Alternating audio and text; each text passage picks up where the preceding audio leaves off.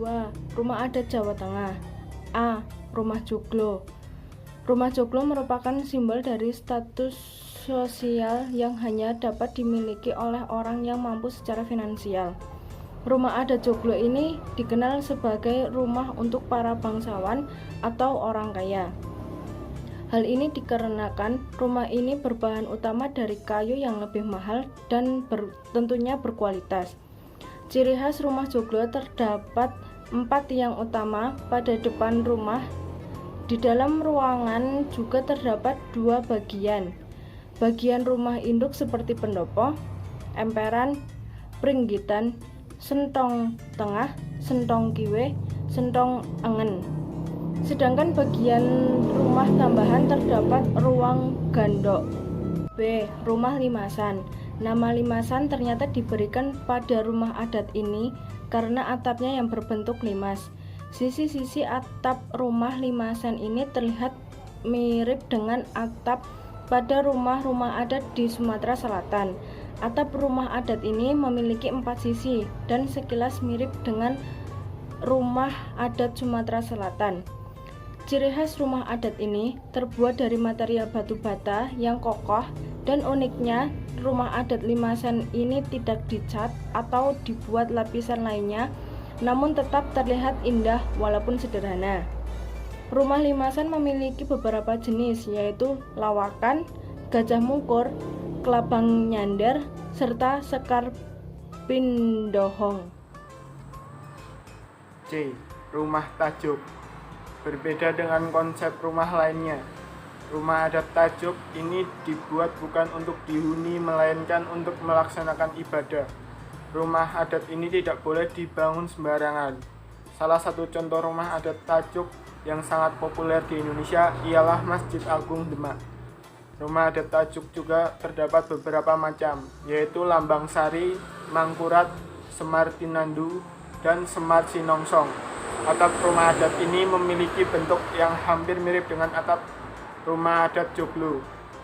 Ujung atap rumah adat ini berbentuk segitiga yang melambangkan keabadian dan keesaan Tuhan.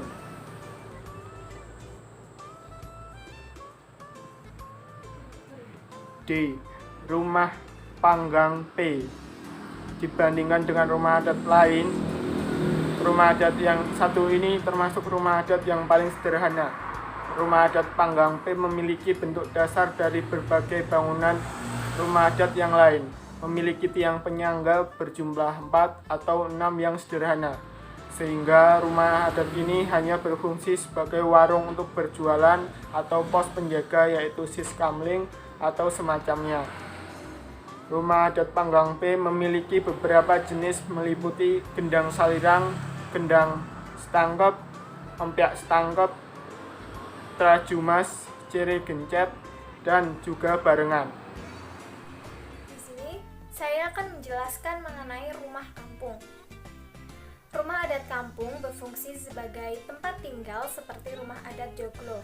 Namun, rumah adat kampung ini ditujukan sebagai tempat tinggal untuk rakyat biasa atau kalangan sosial menengah ke bawah, seperti petani, pekerja pasar, dan peternak.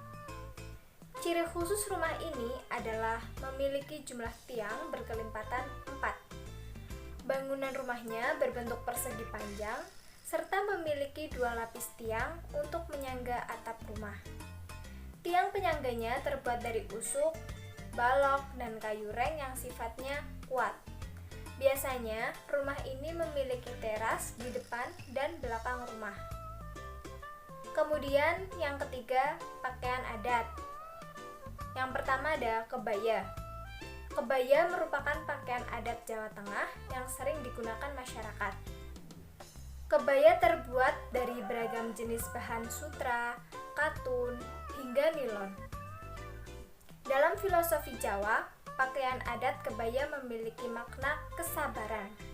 Selain itu, kebaya mengandung makna bahwa perempuan itu harus memiliki sifat lemah lembut dan sabar.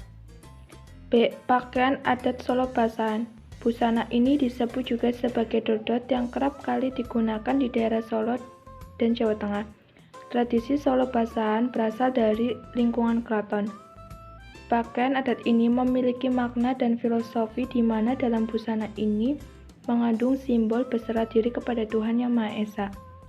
Simbol itu berada di setiap elemen tata rias hingga busana yang digunakan. C. Pakaian adat Jawi Jangkep. Jawi Jangkep merupakan pakaian adat Jawa Tengah yang biasanya digunakan kaum pria. Pakaian adat itu terdiri dari kain jarik bercorak batik, beskap, blangkon, dan keris.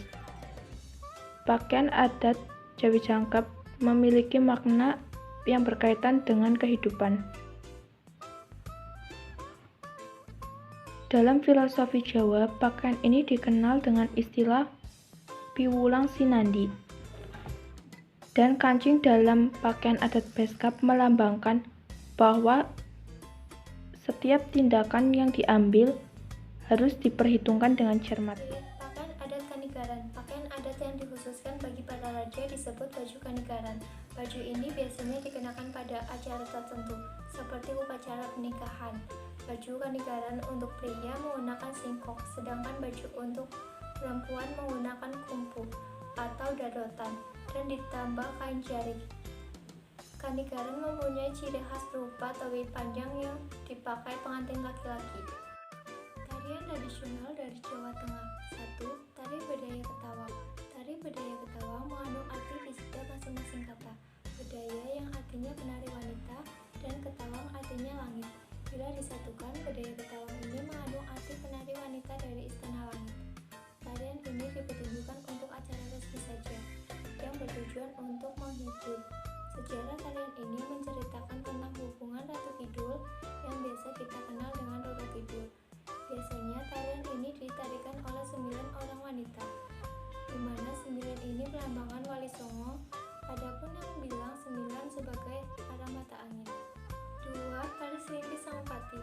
Tari Serimpi merupakan tarian yang ada di Keraton Yogyakarta dan Keraton Surakarta. Di Surakarta, salah satu tarian Serimpi adalah Serimpi Sangupati, yang lahir pada zaman penjajahan Belanda. Oleh karena itu, tema yang diambil adalah tema perjuangan. Dalam gerakan yang tegas, tarian ini menceritakan perjuangan melawan Belanda, khususnya berkaitan dengan usaha mengagalkan perjanjian antara pihak Indonesia dan pihak Belanda, agar Indonesia atau Keraton Surakarta tidak melepas daerah pesisir. Keunikan tarian Serimpi Sangupati adalah digunakan berupa pistol sebagai lambang kesucian dan ketulusan.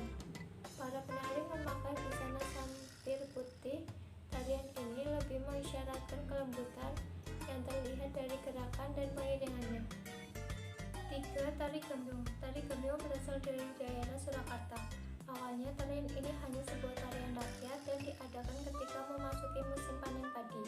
Sekarang tarian ini diadakan saat acara sakral dan sebagai penghormatan pada tamu.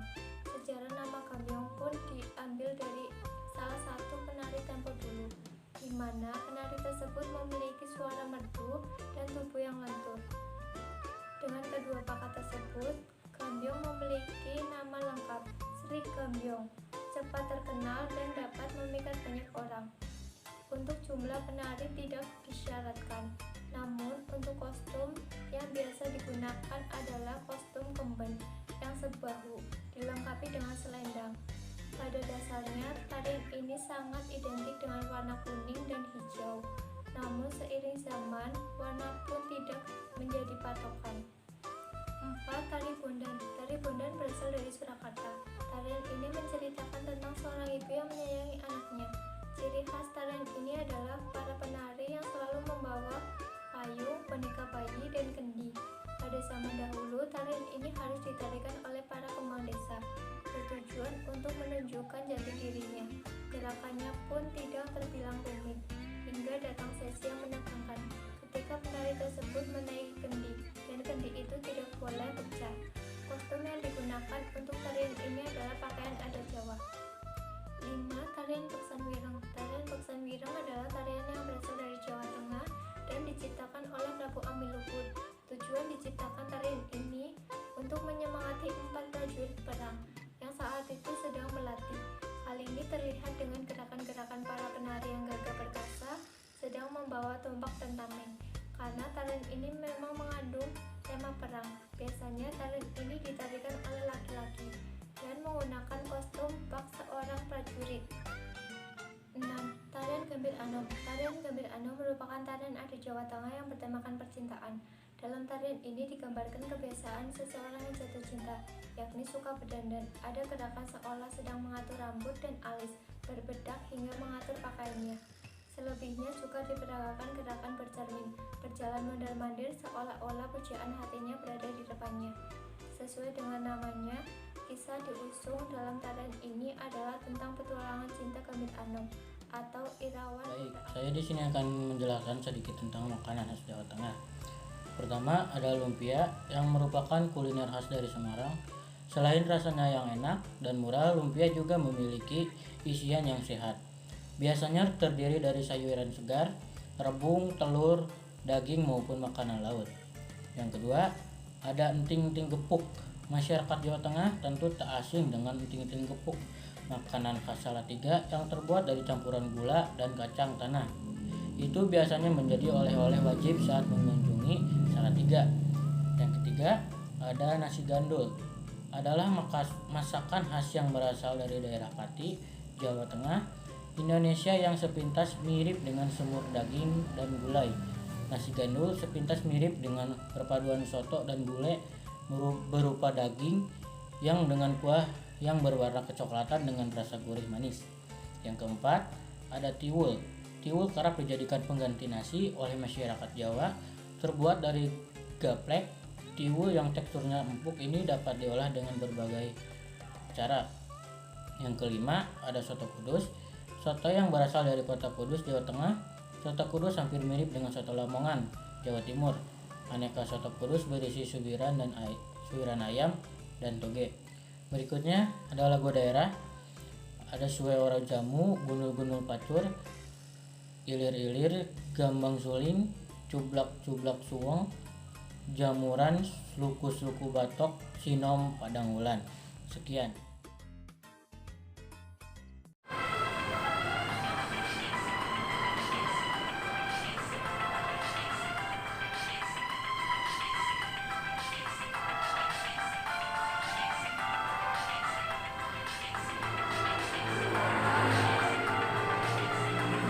Gundul-gundul kacul-cul gembelengan, tinggi wakul-kul gembelengan, wakul melimpang sekane dadi saklatak, wakul melimpang sekane dadi saklatak. Gundul-gundul kacul-cul gembelengan, tinggi wakul-kul gembelengan, wakul melimpang sekane dadi saklatak, wakul melimpang sekane dadi saklatak.